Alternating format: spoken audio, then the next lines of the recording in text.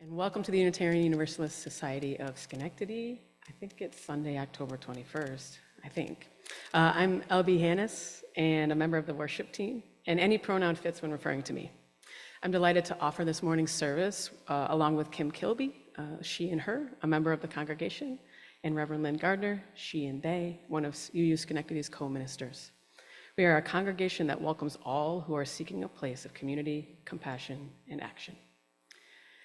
We invite you to bring all of who you are to our time together, your theology, age, ethnicity, sexual orientation, your race, and current physical ability, your class and your current financial situation, your gender identity and expression, your questions, and your hopes. If you're visiting us for the first time, we offer you an especially warm welcome, and all are invited to stay after the service for a time of conversation and connection. Folks on Zoom can do that right where you are. And any folks who are newer visitors to UU Schenectady, who are here in person, you're invited to join Kristin Cleveland, our Congregational Life Coordinator, at the Newcomer Nook. There's a sign back there. A circle of chairs at the back of the Great Hall in that corner. This is an opportunity to connect with Kristin and other newcomers in a brief, low-key way to get to know a bit more about Unitarian Universalism and this congregation. Bring your wonderful newcomer selves and your curiosity. Today is also the first day of religious education classes for this year. Following a blessing of our teachers and advisors, classes will meet together either in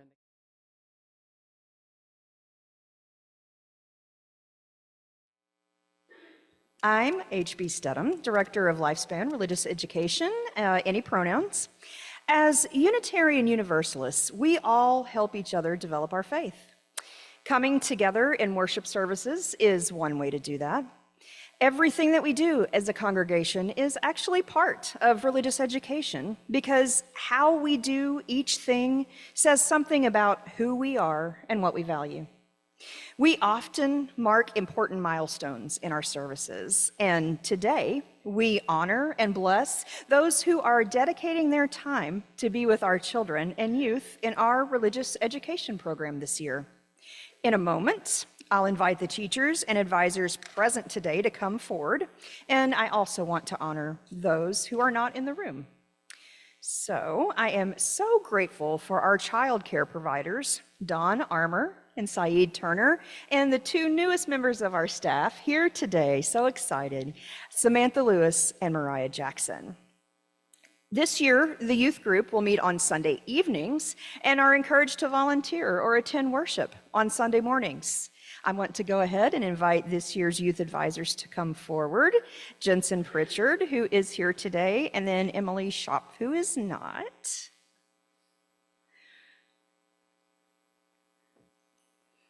I next want to welcome our coming of age facilitators supporting 7th through 9th graders, Ben Backus, Catherine Miller, and Ash Trotter.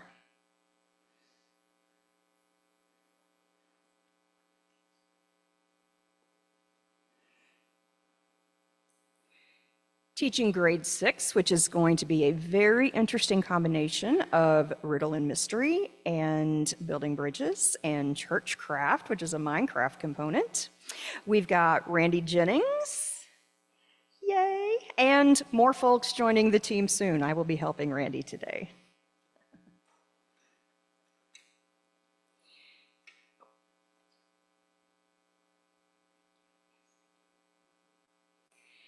In our 3rd through 5th grade Toolbox of Faith, we grieve with gratitude and invite forward Erin Petrosky, Juliana Postgood, and Leah Fagerstrom.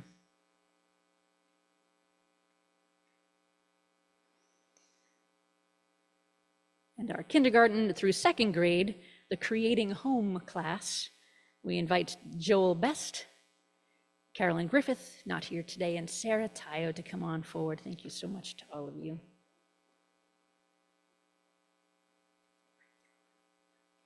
And our substitutes as well, very important to the program, Allison Dubray, Sharon McNeil, Morgan Myatt, and Emily Weaver. And I think that Allison may be the representative of the subs today. Thank you, Allison.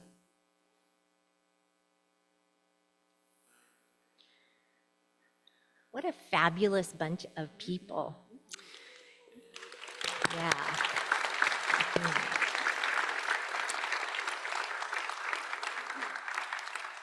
As teachers, you have chosen to spend some of your time this year nurturing the minds, hearts, and spirits of the children and youth of this congregation, sharing lessons and activities, learning along with them, supporting religious growth as Unitarian Universalists.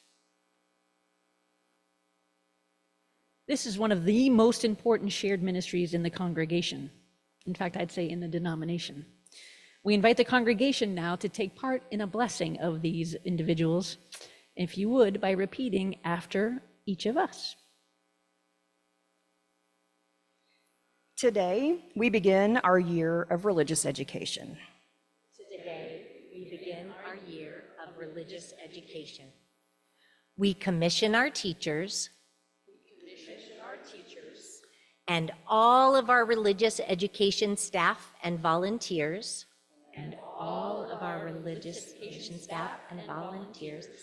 to your tasks of care and shared learning.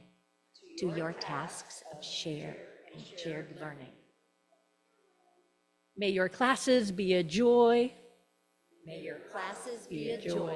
and places of growth and connection. We bless you with kindness, patience, and love.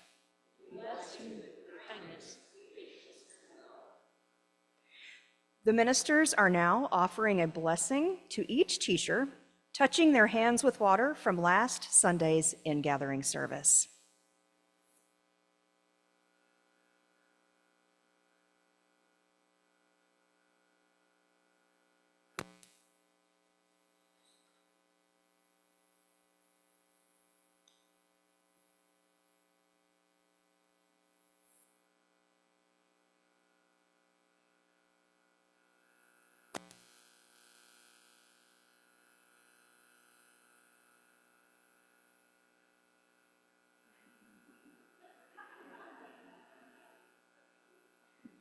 She'll have double the patience.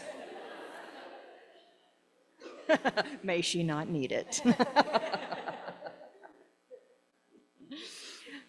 Children and youth, when we call your class, please come forward as you are able to join your teachers and your classroom's chalice. We will be sharing the flame from our UUSS chalice, symbolizing the love and connection across our whole campus and congregation. So let's... A poem by W.S. Merwin. Merwin was the son of a Presbyterian minister, an anti-war activist during Vietnam, and a Pulitzer Prize-winning poet in both 1971 and 2009.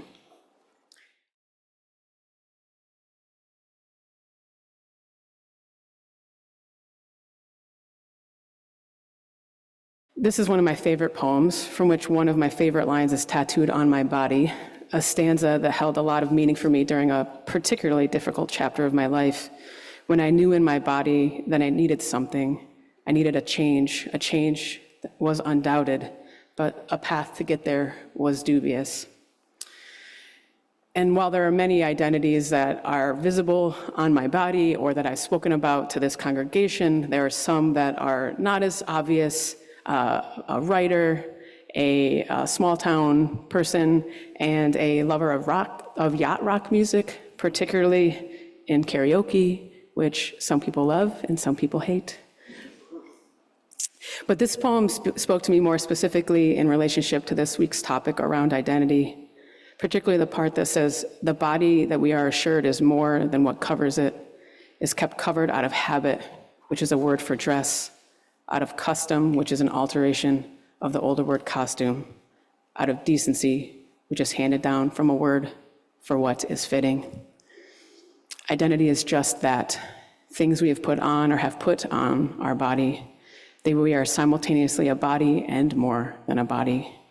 We have put on or have them put on us customs that change, costumes that evolve, and what is determined to be fitting changes not only with time and culture, but also with age and wisdom. May we all continue to hunger for what is undoubted yet dubious in our quest for physical, political, environmental, and spiritual justice. Before we enter into a time of meditation or prayer, I invite you to find that piece of paper that just came your way and something to write with. If for some reason you still need one, you can just raise your hand and an usher will help you out. Folks on Zoom, there was a note in the chat to have some paper nearby. You can please play along too. I invite you to write down 10 of your identities. 10 identities that you put on or that have been put on you. 10 identities that you choose to hold or claim this morning. This list is just for you. It might feel difficult to think of 10 things, or you might easily think of many more. At any given time, different identities feel more prominent or more at risk. You get to choose the ones you write down today. And now, as you complete your writing, as you hold your list or have it nearby, I invite you to join me in a time of meditation.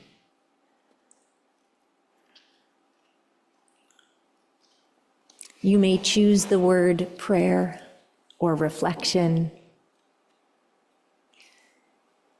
Whatever word you choose, I invite you to feel your body grounded in your seat, to receive the gift of your next breath consciously.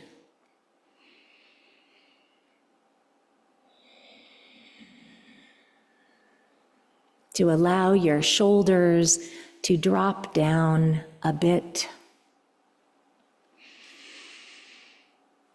to soften your gaze or gently close your eyes.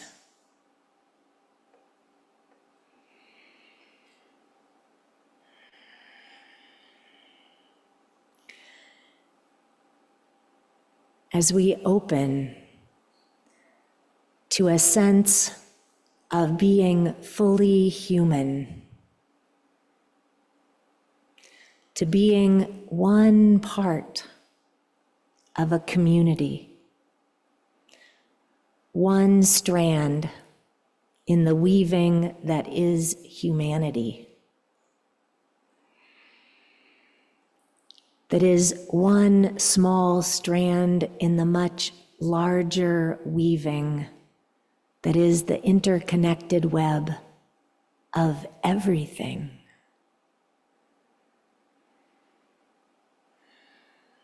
Spirit of life and love, we gather this morning with gratitude for a community in which we might dare to bring all of who we are. The parts that feel clear and strong, the parts that are still forming or emerging,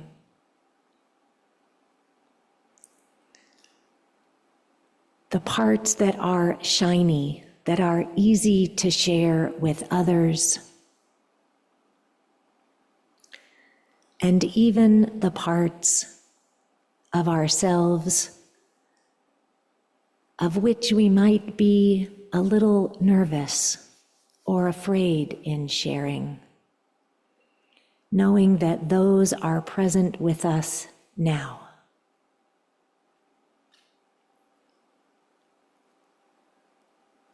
And that all of who we are is held in love.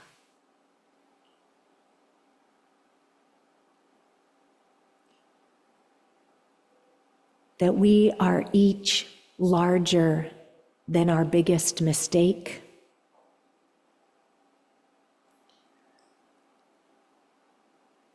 That we are complex and beautiful and worthy of celebrating, and that so is everyone else. May our hearts be open and stretched,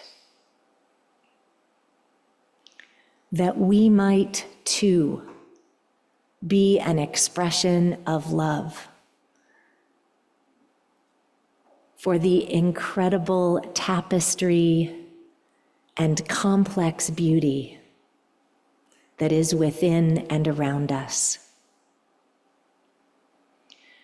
May we also be part of a compassion that can help care for and support those in need, knowing that we might ourselves be among those who could use some care.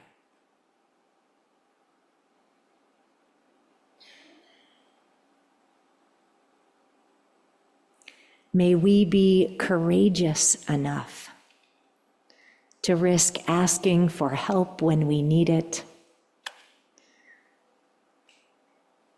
caring enough to be part of a community that holds one another and our wider circle of community, so that all may know that they are not alone, that we are not alone, that you are not alone.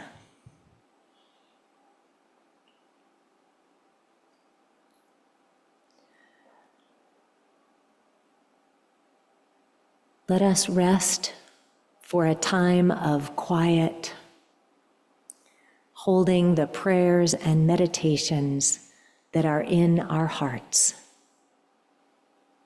breathing in peace and breathing out love.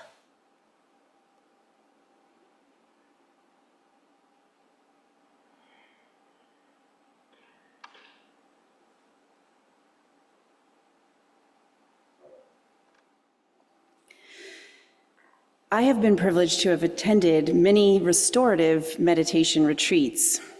So I was surprised when a retreat I attended in November of 2022 called Cultivating the Essential You was jarring, alarming even. I chose this retreat because I had spent many years unsure if any of the things I was doing or had become were of value. I deeply sensed a gap of creativity in my life. In my professional role in medicine, I had taken to calling myself a unicorn as a humorous way to make sense of who I was in a world where I felt very different from my physician colleagues and often very alone.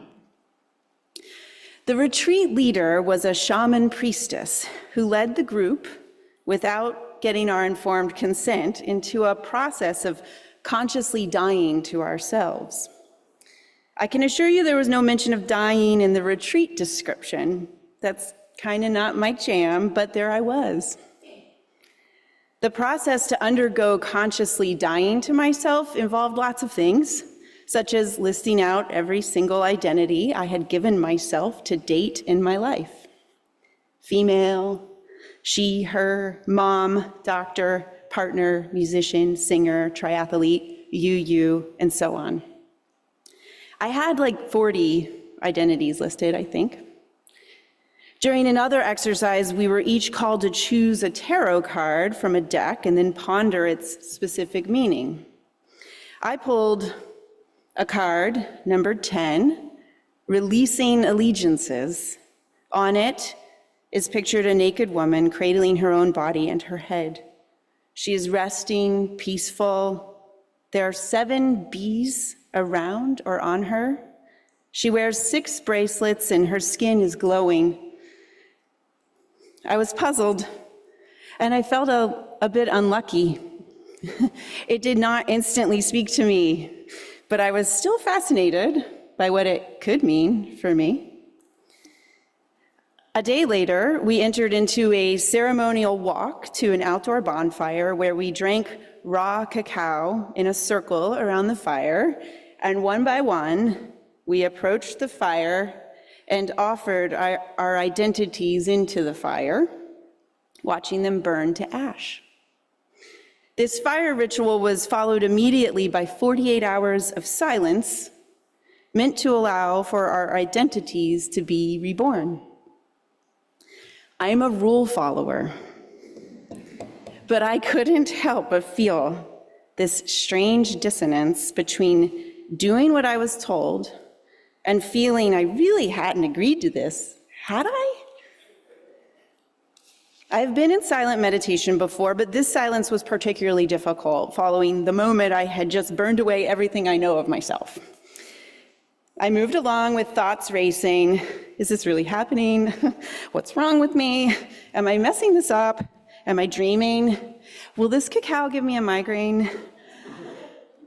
Among the attendees were 2 psychologists, another doctor, and a woman who, as it turned out, was at a severely low point in her life. As I struggled in silence with what the heck was going on, I noticed this woman was not well. And with further observation, it was clear she was really not well. She had been triggered into a serious, life-threatening acute psychiatric crisis. My fellow care providers in the group also noticed this. So we began to write notes to each other, then whispered to one another. Then we talked to the woman in need. Ultimately, we banded together and we all broke our vow of silence in order to get her the help she needed. I won't go into all the details, but let's just say the leaders were not thrilled that we had broken silence and interrupted their process. This experience caused me to seriously doubt my own reality, experience powerlessness, and challenge authority. I had to both abandon and reclaim my identity in order to help someone in need, thus affirming at least some of my identities. And then a lot changed for me after that. A month later, I read Valerie Kaur's Manifesto of Revolutionary Love and made a life-changing discovery about why I feel so lonely in large systems like medicine in our country. She was sharing her own experience while in law school, a similar system built for and by the white patriarchy, and she was feeling as though she were losing herself more and more each day deeper into her educational journey. Her mentor shared something like this: if law is the language of power, we will become fluent in it, but we will not let the law colonize the other ways of knowing, speaking, listening, and reasoning we cultivated before we came here. Law school is not designed to produce revolutionaries who overturn institutional systems of power, but to initiate a new generation of elites into how power works. Law school was not built for women or people of color, but that doesn't mean we cannot change them. With that one passage, I saw my self-given identity as a unicorn in a new and brilliant light. And remember this strange releasing allegiances tarot card? Well, that started to take on a bit of meaning for me. I didn't have to remain allegiant to the system that wanted me to conform and colonize my ways of knowing, speaking, and listening. I could just be my weird, wacky unicorn self and still help people. It was less than a year after that realization that I began a year in New York City studying musical theater writing a full-length hip-hop musical while also practicing part-time as a family doc. Now I lean into my weirdness, the complexity of my many different identities, and by doing so, I've been able to see connections in so many different places where I never saw them before. Now, I write musicals to bridge the gap. I write to share tenderness and hope and validation. The acutely intimate lens to which I'm privileged to have as a physician in relationship with others is my way to use storytelling and music to open minds and hearts, to our collective human struggle to be well and to be seen. So thinking back on that very strange experience just under 2 years ago, it definitely wasn't the retreat I had expected. But from this vantage point, maybe it was the retreat I needed to discover what, for me, was costume, what was custom, what was fitting, to hunger for what was undoubted, yet dubious.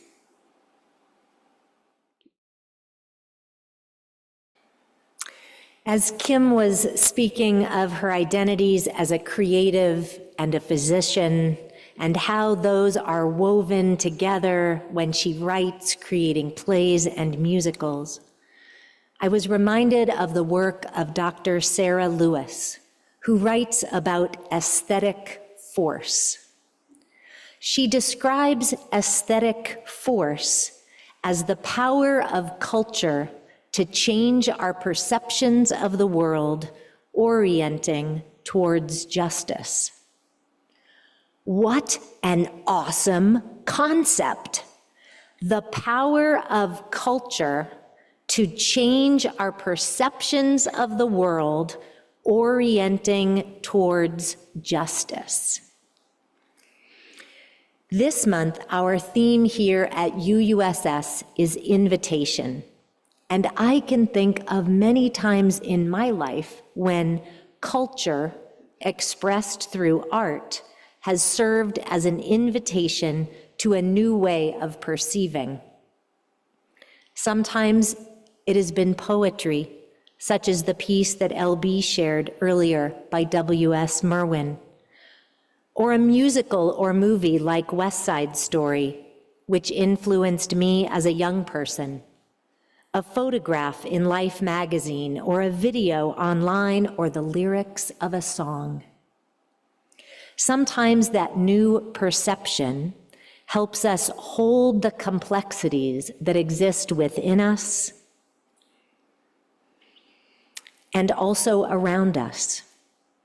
When we're able to hold complexities without shying away or pulling back, we're also able to connect more readily with others, and maybe even connect with some aspects of ourselves that have been previously lost. Earlier in the service, you were invited to write down 10 identities that you hold. If you're watching a recording of this service, you might pause to write yours now.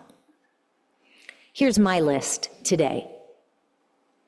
I'm a mom, a U.S. citizen, a sister, left-handed, a Unitarian Universalist minister, currently able-bodied, queer, mildly dyslexic, middle class, and a Scottish English American. I am all of these things and more, beautifully complex, as well as simply human. And so are you. Why does this matter? Why do complexities matter? Why? Because some people are afraid of differences and use identities as weapons, as hateful wedges to judge and divide. Part of this congregation's mission is to live with compassion. We can be more compassionate when we accept the complexities of one another's identities and experiences. Complexity matters because there are big things that we need to work on together. Things like addressing climate change, saving our democracy, uprooting racism, and working for collective liberation. That's the short list. We can't do any of these things well if we can't create meaningful relationships, including relationships that connect across differences. And the reality is, even among people with whom we share similarities, we also have differences. We are all unique. On January 15th, 1885, Wilson Bentley photographed his first snowflake. He was 19 years old. He had tried to draw what he saw through the microscope that his mother had given him, capturing the intricacies of the crystals that fell on his family's Vermont farm. But the snowflakes melted before he could complete a drawing. Then he found a way to photograph a single crystal on black velvet, and then to transfer it to a microscope slide in sub-zero temperatures. Wilson Bentley, who later became known as Snowflake Bentley, photographed over 5,000 snowflakes. 5,000 crystals, never finding two alike. In recent years, scientists have expanded on his study and have found that indeed, every snowflake is unique, even if some are similar to the human eye. Do any of you just want to whoop with joy at the amazingness of this snowflake? Of each snowflake? Now, we may think differently in March when we're tired of said snowflakes, but right now on this beautiful September day, I can be amazed. Snowflakes are made of two hydrogen atoms that have bonded with an oxygen atom and frozen to create a crystal, a dendrite star, what Bentley called tiny miracles of beauty. Human beings are a bit more complex than snowflakes. And we are also beautiful, miraculous, intricate, and amazing. And because our brains tend to perceive and believe what is familiar, we often stick with what we know. Change is not always our strong suit. Luckily, there are ways that we can become more open, more flexible. Mickey Scott Bay Jones is a community organizer and justice doula. Wendy and I met Mickey and other amazing leaders at a Revolutionary Love Conference in New York City in 2016. She says, "Relationship is the sandpaper that wears away our resistance to change. Relationship is the abrasion that agitates enough to make a way forward.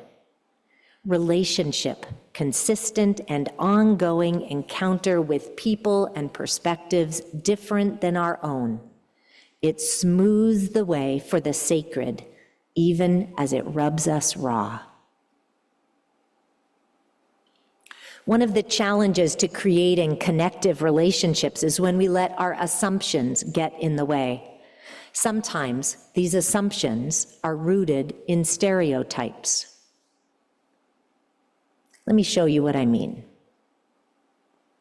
Every year, Planned Parenthood holds an advocacy day at the state capitol. This past year, we were advocating for reproductive rights and for developmentally appropriate sex education in public schools. I had on my bright pink Planned Parenthood scarf, and I stepped into an elevator along with a young woman who was wearing a t-shirt that said, "Bands off our bodies." At the next floor, a man and a woman about my age stepped in. They both wore suits and had buttons that said, "Right to Life." The elevator was quiet as we looked at one another. I would like to ask for a couple volunteers who only need to be able to come and stand on the chancel. Allison, awesome. Allison, I am going to invite you to be the young woman wearing the bands off our bodies. So You can be right here. And I need someone, thank you, Christy. Christy, you get to be awesome. You get to be the man wearing a dark suit, wearing a right to life. Yes, yes, that's awesome. Yes, yep, yes. You are just a representation, that's all. Now, we didn't know one another. I'm going to have you go way down by the piano, please. Thank you. Woo, woo, woo, woo. Oh. I have done that. You okay? Yeah. Okay, awesome.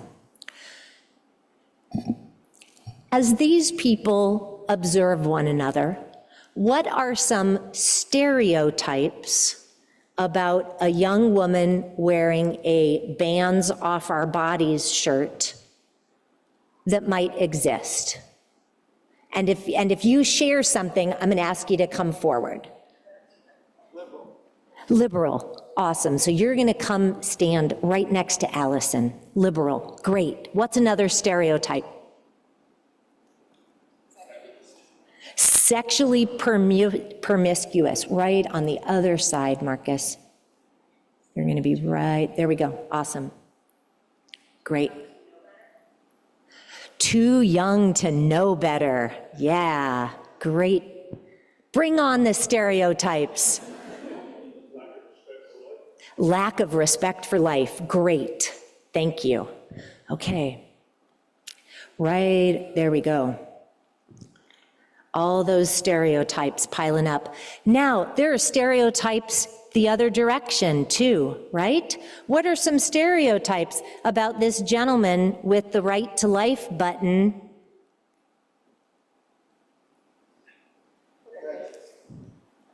Sexist? Great, thank you, Peter. Great. Thoughtless? Great. Christian? Awesome. Christy and, oh, I missed one, Walt. Oh, great, right here, great. Thank you. Christy and Allison, are you able to see one another now? Yeah, I stepped forward. Ah, Step forward now. right. The stereotypes get in the way. But what happens if you take a step forward? The stereotypes are still here. They're always with us. But we don't have to let them keep us from being able to see one another. Thank you to all our volunteers. Thank you.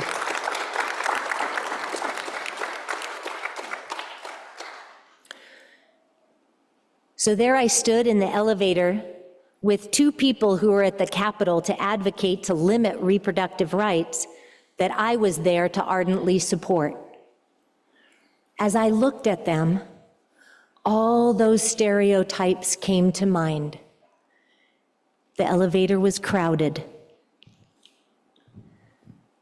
I also thought of a line from a poem by Palestinian-American poet Naomi Shihab Nye. She wrote, "It is only kindness that makes sense anymore." Those words served as an aesthetic force, changing my perceptions. I knew that we were all more than the stereotypes that we may have about one another. I took a breath and said, "Hello, I'm Reverend Lynn Gardner, and I'm here from Schenectady. Where are you from?"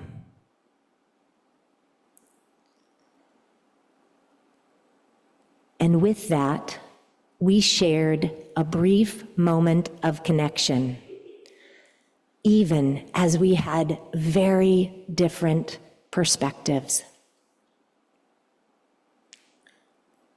They looked a bit surprised at my full name.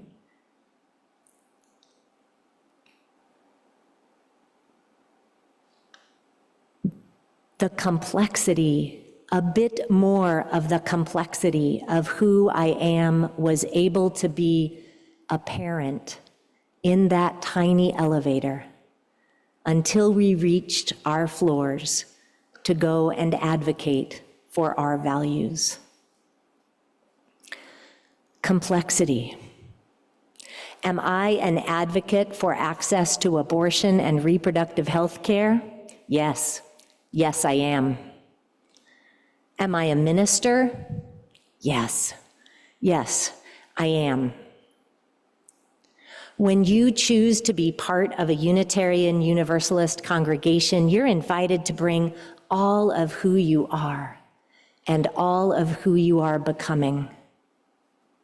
You do not need to leave any identity behind.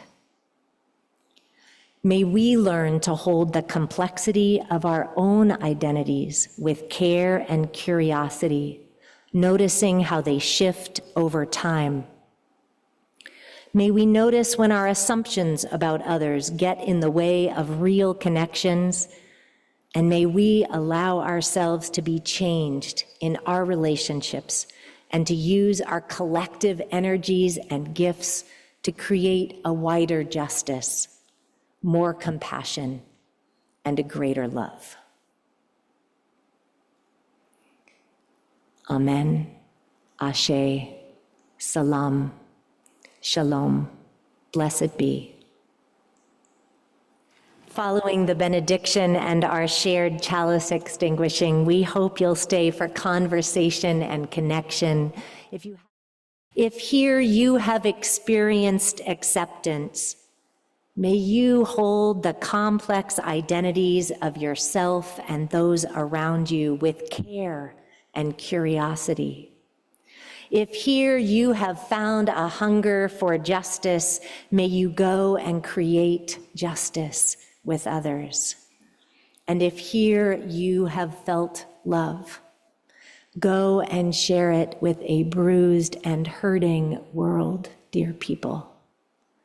And go in peace.